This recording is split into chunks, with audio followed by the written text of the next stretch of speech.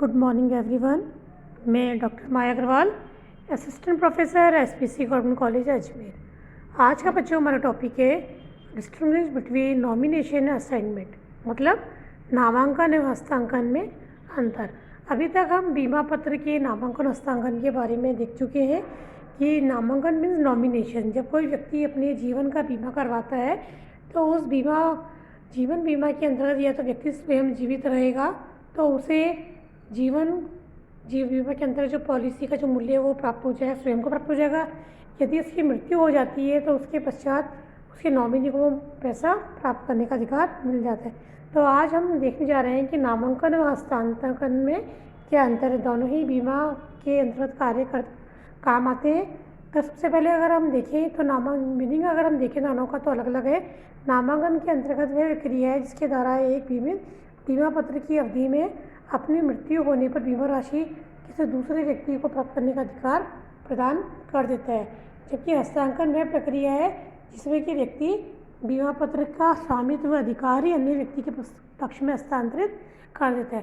तो बच्चों तुम ध्यान से सुनना, दोनों में अंतर है। नामांकन में तो केवल वो नॉमिनी बना रहा है कि यदि व्यक्ति मर जाता है या मर जाएगा तो उसके पश्चात उसको मूल्य प्राप्त उसको होगा प्रतिफल का, पॉलिसी का। तो ऐसे स्थिति में उसको नॉमिनी बनाना आवश्यक होता है। लेकिन हस्तांकन में क्या करता है, व्यक्ति अपने स्वामित्व अधिकार को ही किसी अन्य व्यक्ति के पक्ष में हस्तांतरित कर देता है। दूसरी बात आती है अधिकार की। अधिकार की का आशय है कि नामांकन करने का अधिकार केवल बीमित व्यक्ति को ही होता है, मतलब जिसके नाम पॉलिसी है। दूसरी बात, हस्तांकन बीमित अथवा बीमा पत्र के स्वामित्व पर अधिकार रखने वाले व्यक्ति द्वारा किया जा सकता है। इसी प्रकार अगर हम देखें समय, तो दोनों का समय में अंतर है। नामांकन बीमा का प्रस्ताव पत्र भरते समय ही कर चाहिए, यानी जब बीमा पॉलिसी लेते हो उस समय ही आपसे नॉमिनी के बारे में डिटेल भरवाई जाती है, तो उस समय ही आपको नॉमिनेशन की सूचना उसमें भरनी होती है। या आप बीमा पत्र तैयार होने के बाद कभी भी नॉमिनी फिर भी कर सकते हैं, लेकिन हस्तांकन बीमा पत्र तैयार होने के बाद ही किया जाता है। मतलब जब बीमा पॉलिसी आपको इश्यू हो गई, आपको उसका अधिकार स्वामित्व मिल गया, उसके पश्चात ही आप हस्तांकन का कार्य कर सकते हैं, इससे पहले नहीं। इसी प्रकार अगर हम देखिए प्रतिफल के आधार पर अंतर देखिए तो नामांकन में किसी प्रकार का प्रतिफल नहीं लिया जाता है। वो ऐसा क्योंकि नामांकन पर केवल एक तरह से नॉमिनी आप बना रहे हो कि आपके बीमा पत्र की राशि आपके जाने के पश्चात किसको मिलेगी, तो उस स्थिति में आपको नॉमिनी बनाना होता है। जबकि हस्तांकन में आप प्रतिफल के बदले हस्तांकन कर सकते हो। सपोज करिए आपको किसी का ऋण चुकाना है या आपका कोई मूल्य किसी के ऊपर बाकी है, तो आप उसकी अदायगी हस्तांकन बीमा पत्र का करके भी कर सकते हो।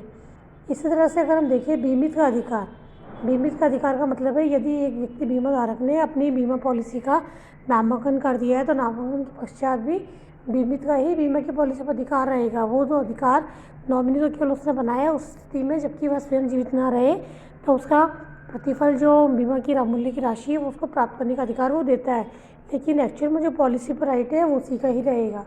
जबकि हस्तांतरण दशा में अगर हम देखें, यदि एक व्यक्ति ने दूसरे व्यक्ति के पक्ष में पॉलिसी का हस्तांतरण कर दिया है, मीन्स उसने अपने अधिकार स्वामित्व सौंप दिए, तो अब जिस व्यक्ति ने अपना हस्तांतरण किया है उस पर से उस पॉलिसी का अधिकार हस्तांतरण का समाप्त हो जाएगा, उस पर किसी प्रकार का अधिकार अब नहीं रहेगा। सपोज करिए राम ने अपने बीमा पॉलिसी का हस्तांतरण श्याम के पक्ष में कर दिया, तो अब सारे पॉलिसी पर अधिकार श्याम को प्राप्त हो गए।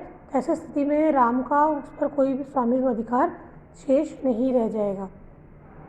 इसी प्रकार अगर हम देखें नामांकित या हस्तांतरित अधिकार, यानी नामांकन दशा में नामांकित तो केवल बीमित की बीमा अवधि में मृत्यु होने पर ही जो नामांकन के कारण राशि प्राप्त करने का अधिकार है, जबकि पूर्ण हस्तांकन की दशा में हस्तांतरित को बीमा पत्र के संबंध में सभी अधिकार प्राप्त हो जाते हैं।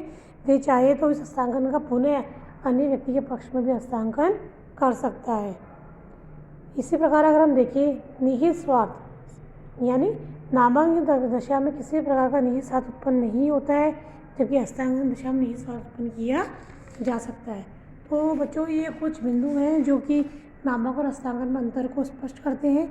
इसी तरह से अगर हम देखें उत्तराधिकारियों के अधिकार, यानी यदि किसी व्यक्ति ने अपनी पॉलिसी में नॉमिनी बना दिया है तो नॉमिनी बनाने के पश्चात उस बीमा पॉलिसी में केवल नॉमिनी का ही अधिकार है, उसके उत्तराधिकारी को अधिकार प्राप्त नहीं होता है। लेकिन यदि हस्तांतरित आपने पॉलिसी कर दिया है तो हस्तांतरण ऑटोमेटिकली उसके उत्तराधिकारी को भी स्वतः ही उसका अधिकार प्राप्त हो जाता है। तो बेसिकली बच्चों नॉमिनेशन और हस्तांतरण में काफ़ी अंतर माना गया है। अब है निरस्त की सूचना। कभी कभी हम देखते हैं कि यदि कोई व्यक्ति अपने नॉमिनी को चेंज करवाना चाहे तो वो या निरस्त करवाना चाहे तो उसके बीमा को कर्ता को सूचना देकर अपने नामांकन को निरस्त भी करवा सकता है। जबकि हस्तांकन को कभी भी निरस्त नहीं कह सकता, क्योंकि हस्तांकन की निरस्त करने के लिए पुनः हस्तांकन ही आपको करना पड़ता है। तो इन दोनों में स्थितियों में काफ़ी अंतर है।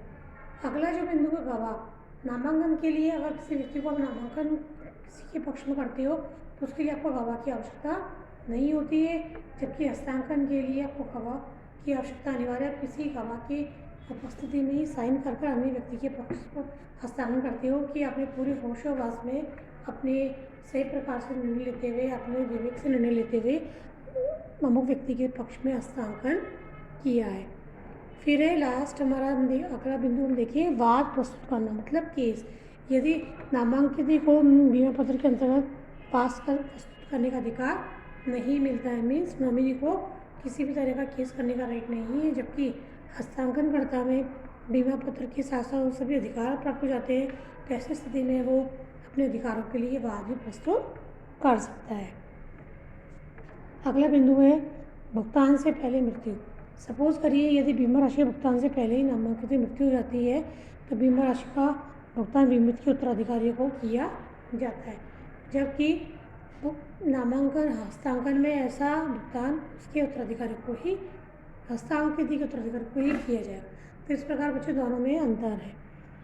इसी प्रकार अगर हम देखें अगला बिंदु हमारा बीमित के ऋणदाताओं का अधिकार, यानी नामांकन दशा में बीमित के ऋणदाता बीमा पत्र को कुर्क करवा सकते हैं, जबकि हस्तांकन दशा में उसको ये अधिकार नहीं मिलता है। तो बच्चों इस तरह से हमने देखा बीमा पॉलिसी के नामांकन और हस्तांकन में बहुत अंतर है। नामांकन तो एक तरह से अगर हम देखें तो बीमा व्यवसाय पॉलिसी धारक केवल अपने ना रहने की स्थिति में उसका मूल्य सुरक्षित व्यक्ति को अगर प्राप्त करने के उद्देश्य से वो नॉमिनी बनाता है, जबकि हस्तांकन की स्थिति में वह अपने दायित्वों का भुगतान करने के लिए या अपने पॉलिसी का हस्तांतरण किसी व्यक्ति को अपने अधिकार स्वामित्व सौंपने के लिए उद्देश्य से करता है। तो व्यवहार में हम देखें तो दोनों ही स्थितियों में काफ़ी अंतर है। तो बच्चों आप बुक्स में अगर पढ़ेंगे, आप उस पूरे चैप्टर को अच्छे से पढ़िएगा तो आपको सारे पॉइंट्स बिल्कुल क्लियर हो जाएंगे।